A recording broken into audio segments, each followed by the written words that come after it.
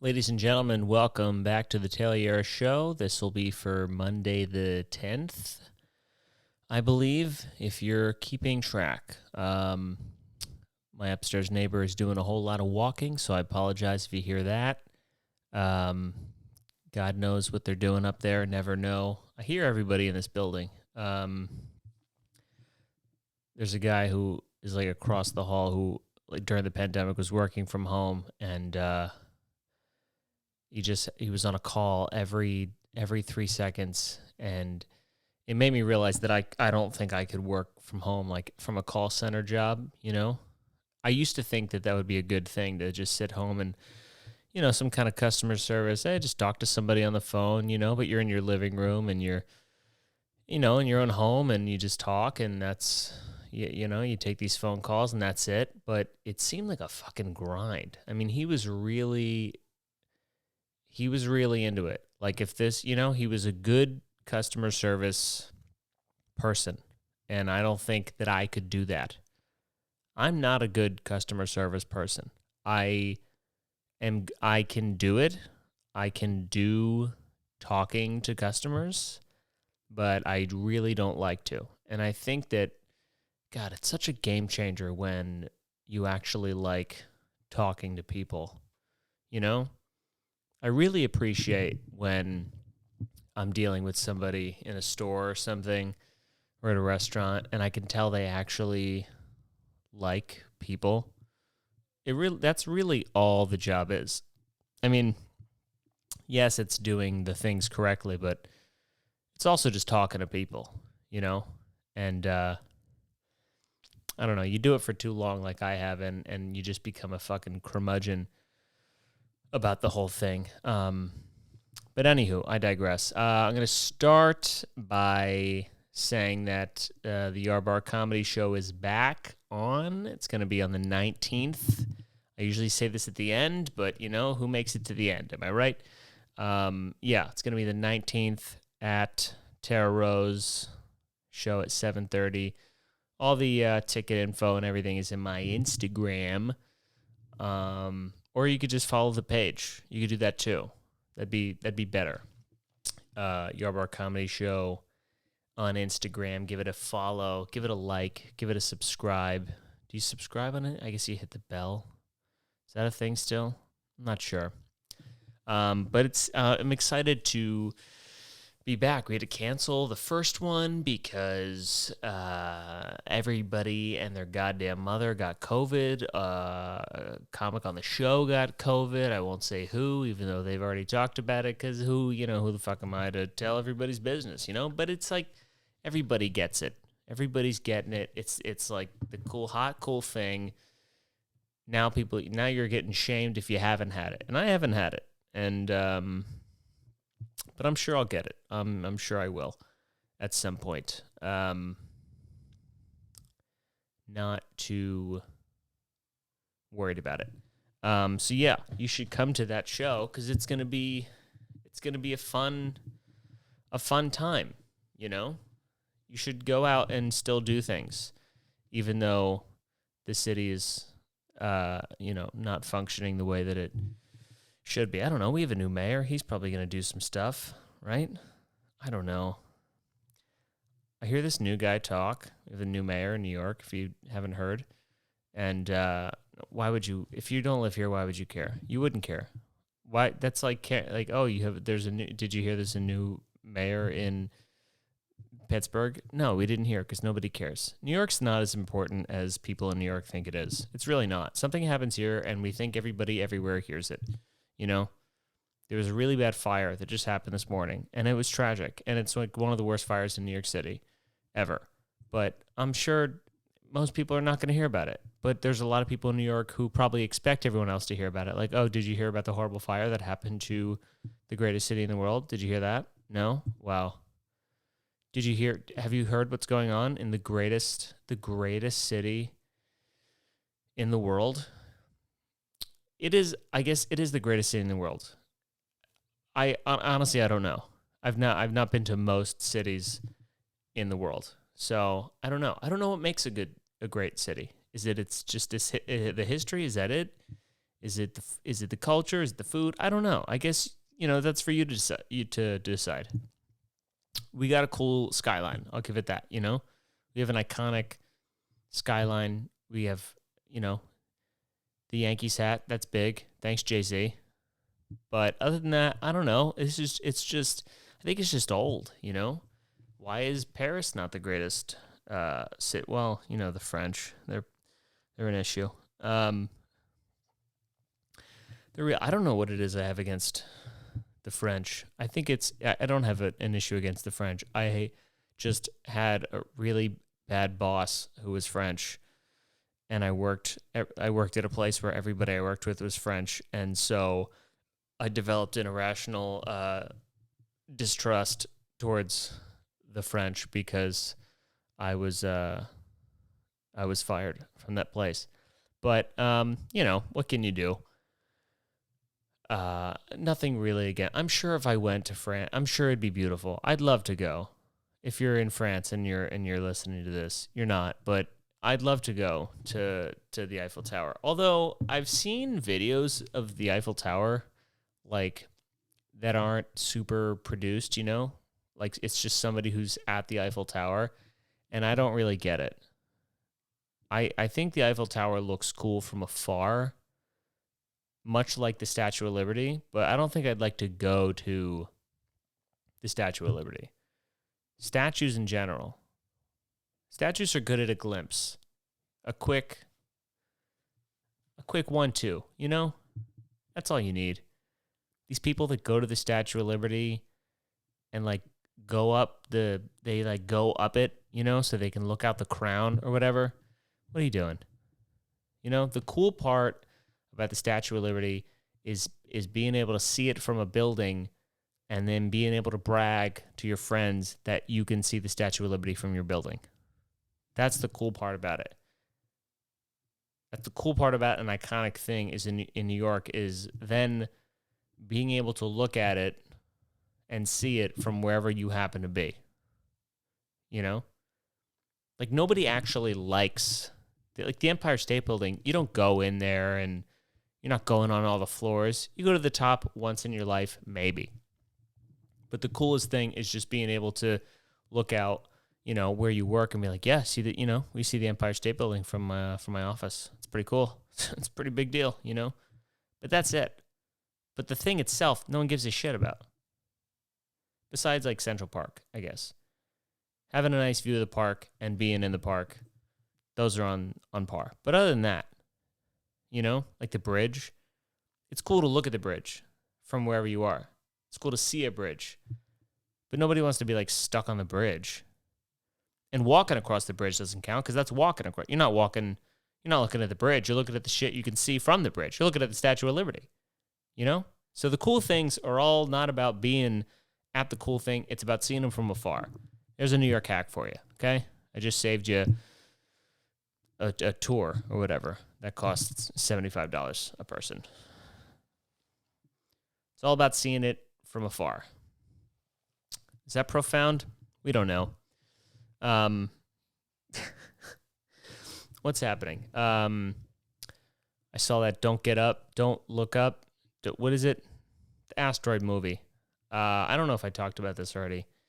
Everybody's losing their shit like it's the greatest masterpiece that was ever created. I'll be honest, I went into it pretty low expectations. I thought it was going to be horrible.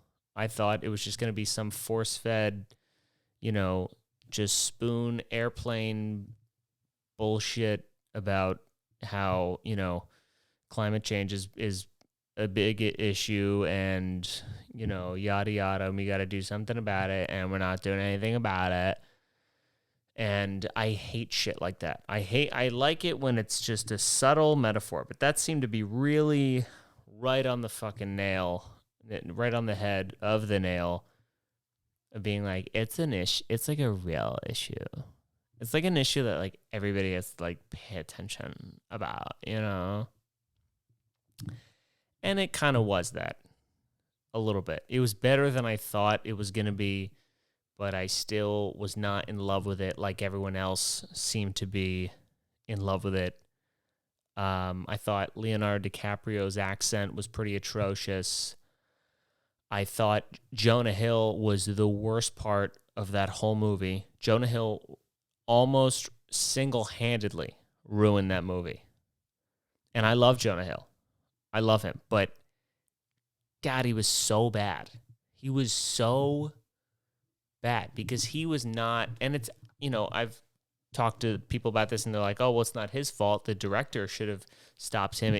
Yeah, but Jonah Hill did what Jonah Hill does. And Jonah Hill, you should know because he's capable of doing other shit. He was in Wolf of Wall Street and he was great. He wasn't doing the Jonah Hill super bad thing, but he was super badding it up in this movie. And I think it took away from the message that they were going for of, hey, we got to do something about this. Because there were just jokes that didn't have anything to do with anything that was going on. He was just like being like douchey and weirdly mean, but like over the top, you know what I mean?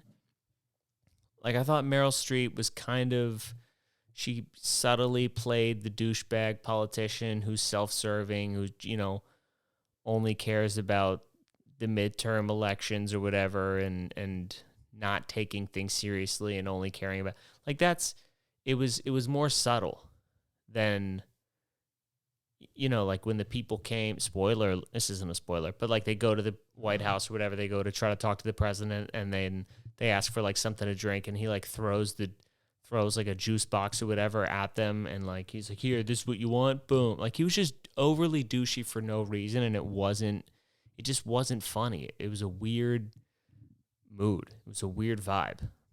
And spoiler alert, everybody dies in the end, and they have to die because if they don't die, then no one takes climate change seriously, allegedly. But I feel like the people that don't take climate change seriously, the people that think it's a hoax, are not going to get turned around by some movie that's put out by what they believe probably to be the Hollywood elites. That's probably how they would describe it. No, but you're not going to change anybody's mind. It's got like the change has to come from within. You have to have a double agent go in and, one of their own has to be the one. That'd be a movie. That'd be a good movie. Is like somebody who's like a super big climate change denier then has to infiltrate the deniers and start to like turn people somehow. Nah, that wouldn't be a good movie. That sounds like it's shit. But you know what I mean?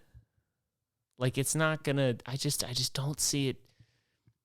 Maybe it's to the movie's point because the whole point is like if this happened, nobody's gonna do anything about it. So maybe the beautiful irony of it all is that the movie about the fact that no one's gonna do anything about it is supposed to be a message getting everybody to pay attention and do something about it, and the movie actually doesn't do anything about it, So I guess there's really nothing that we can do, and we're all fucked, So you should just, I think that's why everybody's just trying to ride it out, Keep stretching unemployment. Why would I go back to work when we have like 5 years left on this place? That's how some people see it. There's some people that are like super gloom and doom, And I get it. Like I would not want to go back to work at my shit job at a coffee shop if I thought the world was going to end in 5 years and there's, going to be no more icebergs and they're going to melt and take over Switzerland or whatever, and then there's going to be no more fish and we're all going to die. Like, yeah, why would I want to spend the last 5 years, working for the man when I could buy a van and drive to Colorado or something I've always wanted to do. But I don't know. I believe you almost want it to be true. If you can you hear that siren in the background? I hate when I hear other things, but I live in New York City. It's the greatest city in the world. Yeah, like I guess if you buy into the fact that shit's gonna go wrong very soon, you have to kind of go full in. You have to believe in that full in, because if you then start selling all your possessions, you move into the woods or something, start stocking up, you become like a prepper. You almost want it to happen so that all your efforts are not for shit. Because Otherwise, you kind of look silly. They really make preppers, like Doomsday Preppers, look silly. You know, they had that show where it was kind of like showing these people that had these huge fucking bunkers and they had like stockpiles of food and you know, I got enough water. I got water for 6 months. I got water for 6 months down here. It's like, okay, then what happens after that? That's something I never got about all the prepper shows. Like the Doomsday Prepper things is like, it's not forever. You're not prepped for forever. So if there's a nuclear holocaust or something, how are your, 6 weeks of refried beans going to help you out in a nuclear holocaust? There's not. They're not. If an asteroid hits and you have the or the underground bunker, you go in there, right? Your whole family's safe. The thing hits. You don't die. Great. Now you're stuck in a studio apartment underground, no natural light. You can't go up above ground because there's so much radiation and shit. And now you're just eating, Uncle Ben's for like 7 weeks until you die, until you run out of water. Like, that's no way to live either. You can't even play PlayStation online because there's nobody else online because everyone died. So like, how good? I feel like Doomsday, the preppers are just delaying the inevitable. When really you want the asteroid to hit you right on. That's what you want, right? I don't know. Maybe I haven't thought this through. Maybe the prepper's not for the asteroid. Maybe it's for when aliens attack. Maybe aliens, they might come. I feel like they would have come by now. Maybe they're here. Who knows? Maybe they're among us and we just don't know and they're blending in and they're just trying to live a normal life, Maybe the aliens are already here. But I think I'd like to have a bunker just to I don't even need a bunker. I would just like to have like a place to myself, just like a room. I think I'm just asking for like a 3-bedroom apartment. If we just had like a separate room that was like a room to yourself where you could go in and it's all your own stuff and you can kind of just shut off the world for a little bit. No like cell service can get in. You can kind of just retreat. There's a lot of windows. That'd be nice, wouldn't it? I think I'm just describing most people's houses in America. Like most people have like a guest room in their house or something, like, they have like a studio space or, oh, this is where we like work out and stuff. And they have like nice windows and they have a backyard and that's what it looks out to. And to me, that's like the top of that's as good as it gets, It's all relative, folks.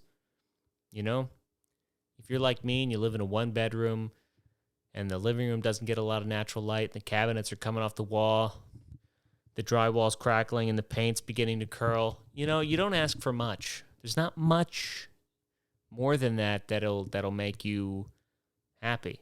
Just having a window out, looking at something green that's growing from the earth, that'll do it.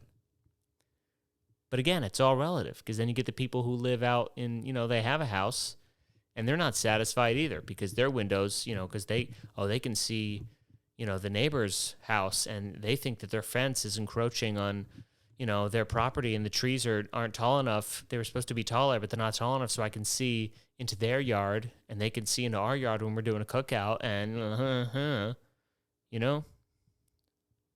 nobody's happy. Nobody's happy with what they want or what they have. Except the people who have nothing, right? You always hear that. People in like a foreign country, like they don't have any computers, they don't have any cell phones, they don't have Facebook, and they're just a small tribe, and they're perfectly happy. They sit around the campfire every night, snuggle under a blanket to keep away from the cold, and they tell stories, and they're laughing, and they're smiling, and they're with each other. They have each other. Right up until the ripe age of 43 where they die. But until then, they really enjoy that. That's true happiness. Maybe that's the trade-off, is that you get modern medicine, but then you live long enough to hate everything that you have.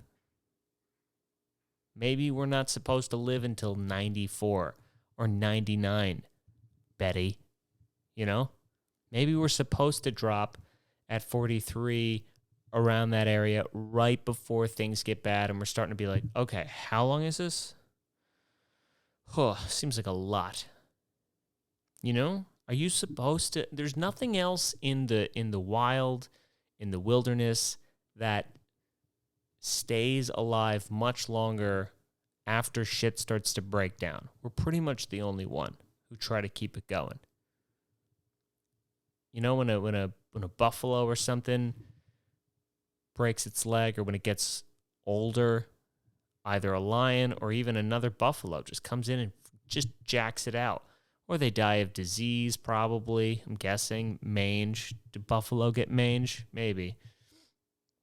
I don't know if there's buffalo mange, but we're the only ones who are like, we get older and older and older. We try to look younger and younger, and we just are terrified of death.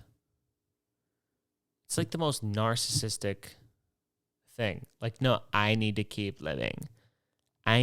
Like, the world can't handle not having me. I need to be here for like a really long time. You know? Like when you get up to your 90s, you should get no more you should get no more medicine. You should just like, all right, you think you're hot shit making it this far? Let's see how far you get with nothing. We're not going to waste any more resources on you. And then we'll see how far you get. It's like when you play any game, and the further you get in the game, the harder it gets. And eventually they start like taking away advantages and things like that. And that's what we should do with human life, is what I'm suggesting. You know? I think it would be better. There'd be less people. You know? I'm not saying that we should kill off people. It's not what I'm saying. I'm just saying that maybe we don't need to do everything in our power to prolong life as long as possible. I don't want to live. Who knows what advancements are going to be made in my lifetime? Like, we might live to a point where, not being able to do a Spartan race when you're 100 is like considered terrible health. I don't want to do that. I don't want to live to be like 200 years old. That sounds horrible. Just 200 years of, Twitter arguments and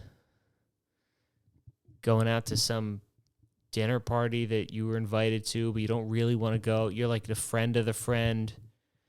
So you got to go out, and the menu's not great. It's not the restaurant you would have picked.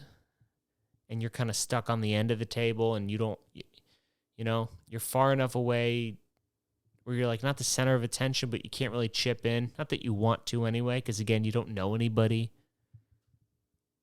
And then they fuck up your order, and like you're like, it's fine. No, it's fine. And then you guys decide like, oh, let's split the check. Everyone just pitch in what they got, and then you pitch in the right amount, and someone doesn't, and then you're there for another 10 minutes trying to figure out who didn't pitch in more money, until finally one person's like, I can just put it on my Amex. And you're like, yeah, thanks, asshole. Why didn't you just fucking say that from the beginning? I don't want 200 years of that. Even though in 200 years we won't have Amexes anymore. Everything's going to be a goddamn cryptocurrency. I'm so terrified of that, dude. I'm so terrified of cryptocurrencies becoming like the main thing. Because I don't even know how the money now works. I know cash, and that's about it. I don't know what's behind our money. I've heard nothing. I heard it was supposed to be gold, but then they're like printing however much, like they print like millions of dollars a day just willy-nilly, that seems, I don't know, that doesn't seem right, I guess. I know it causes inflation, but I don't know why. You know what I mean? Like, they print more money. They print like, let's say like $30 million in a day, right? And then everybody's like, oh shit, there's like this much more money in circulation, so we're going to raise the price of bread this much money so that it kind of still equals out, so that the pouring money into the economy doesn't really mean anything. But how does the information get down to the dude selling the bread? Do you know what I mean? Like, how does that work? Like, when you pour money into the economy, how do the people who make the prices know to increase the prices? Like, can we print money but just not tell anybody about it? Is that a possibility? Can we just like maybe give a little bit of cash to some folks that need it, but then don't say anything so that the bread isn't upped a couple dollars? Right? Could that work? Did I just solve it, guys? Guys, I think I just solved inflation. You know what I mean, though? Like, has anyone ever thought about that? Like, who tells the people to raise the price? Like, of gas. Dude, you go into some gas stations and you're like, do you even have a telephone in here? Like, who's telling you it's time to raise up the prices? Like, something happens over in the Middle East. There's like a conflict because a wedding was bombed or something like that. And so all of a sudden there's a halt on a tariff and a tax or something that happens. And so there's oil that gets cut off, and then it comes back over to here. And then the president picks up the red phone and he's like, what? No oil. That sucks. And then he calls another guy, and then he calls another dude, and then that dude sends out a big mass email, and then a bunch of calls get made, and then somehow it makes its way to some little shitbox gas station in Nebraska where the guy's like, oh, I guess diesel's $5 now. Like, how does that happen? Who's letting these people? Guys, just stop. If we're putting more money into stop telling people that we're putting money into the economy so that shit doesn't get more expensive. If that's all you got to do. If you're worried about inflation, just keep your goddamn mouth shut. I think that would be a solution. I could be wrong about this. Again, could be wrong, but I don't think I am. So, I don't know. Is that enough nonsense for this week? I think we solved a lot of issues. We tackled alien invasions and bunkers and inflation and a bunch of other stuff. So I think some good work was done. What do you think? Yarbar Comedy Show again on the 19th. Please come out. There's only 35 seats, and you want to wear a mask and while you're watching it, you could do that. I don't give a shit. I just want people to come out and laugh and have a good time. We got Joe List, we got Anthony DeVito, Isabel Hagen, Dylan Krause, myself, Ted Barton, and then possibly we're gonna get TJ Miller from all the things that he's been on. But that's not confirmed yet. But I don't really consider myself leaking it right here since there's 12 of you. So, yeah, that's the podcast this week. I hope you have a good week. Don't stress yourself out too much. And, I'll see you next week. Thanks so much for listening. Peace out.